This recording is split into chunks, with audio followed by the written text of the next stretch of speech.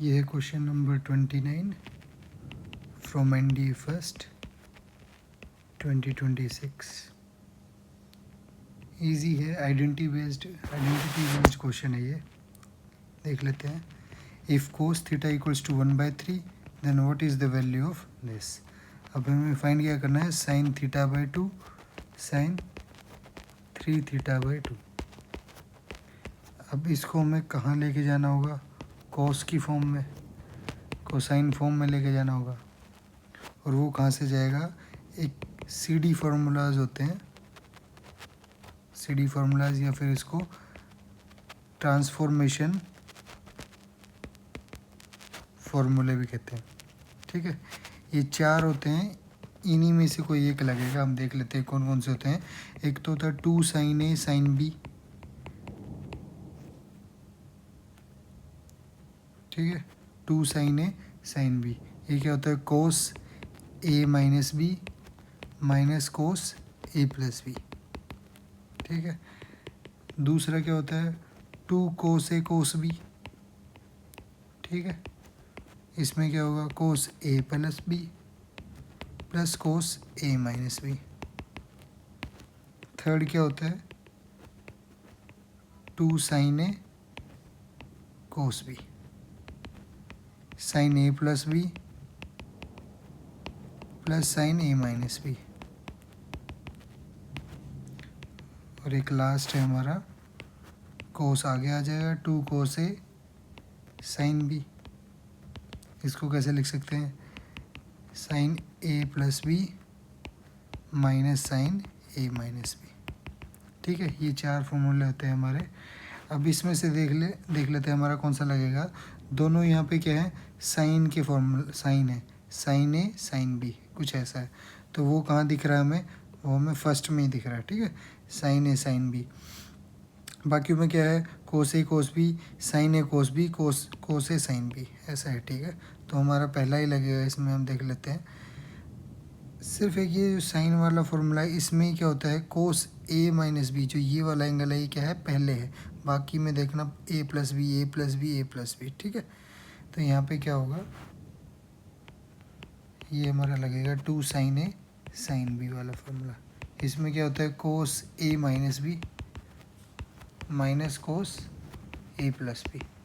अब देखो इसमें ना, ये ध्यान देने की चीज़ है कि दोनों ही फॉर्म जो आएंगी वो कोस में आएंगी, और हमको चाहिए भी किस में, कोस में चाहिए। ठीक है, ये 2 साइन में है, हमें इसे कोस में लेके जाना होगा, क्योंकि सिर्फ हमारे पास कोस की ही वैल्यू है। ठीक है, कोसाइन की ही वैल्यू है हमारे पास।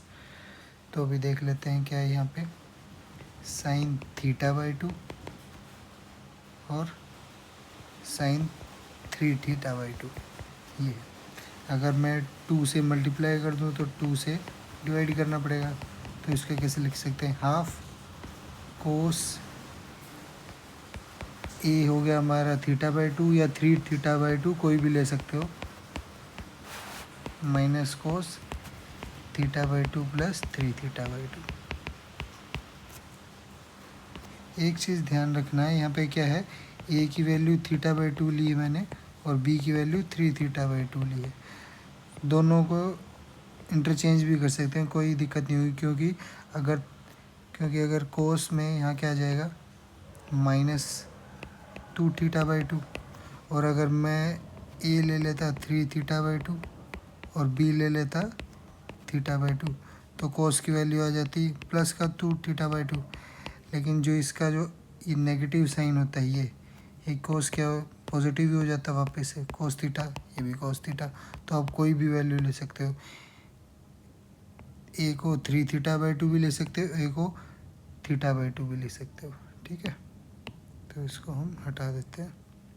अभी इसकी वैल्यू क्या आएगी, half cos minus theta cos 2 theta. ये होगा half cos theta minus cos 2 theta. अभी भी हमारे पास वैल्यू तो सिर्फ कॉस थीटा की है ना, कॉस थीटा की वैल्यू गिवन है 1/3, कॉस 2 थीटा तो हमारे पास नहीं है। तो इसका फिर से एक फॉर्मूला होता है क्या, 1 प्लस कॉस 2 थीटा किसके इक्वल होता है, 2 कोस स्क्वायर थीटा, और 1 माइनस ये भी साथ के साथ देख लेते हैं, 1 माइनस कोस टू थीटा कौन सा होता है, 2 साइन स्क्वायर थीटा। यहाँ पे हमारा कौन सा लगेगा, ये, ठीक है। यहाँ से हम लिख सकते हैं कोस टू थीटा किसके इक्वल है, 1 उस तरफ जाएगा तो 2 कोस स्क्वायर थीटा -1, तो ये हमारा आ जाएगा half cos theta minus cos two theta, ये है। और कोस टू थीटा को क्या है हमारा, कोस theta minus 2 cos square theta -1, है ना। Half cos theta minus 2 cos square theta +1, ये हो जाएगा। और कोस थीटा की वैल्यू कितनी है, 1/3, ये गिवन है तो हम पुट कर देंगे 1/3 -2, 1/3 का स्क्वायर +1, 1/3 माइनस 2/9 +1। अब इसको एलसीएम लेंगे तो कितना होगा, 9, 3 - 2 + 9, ये कितना आएगा ऊपर 10/9, और ये आ जाएगा आपका 5/9, ठीक है। ये अब देख लेते हैं हमारा कौन सा ऑप्शन है 5/9, ये ऑप्शन ए हमारा ठीक है। Okay, thank you.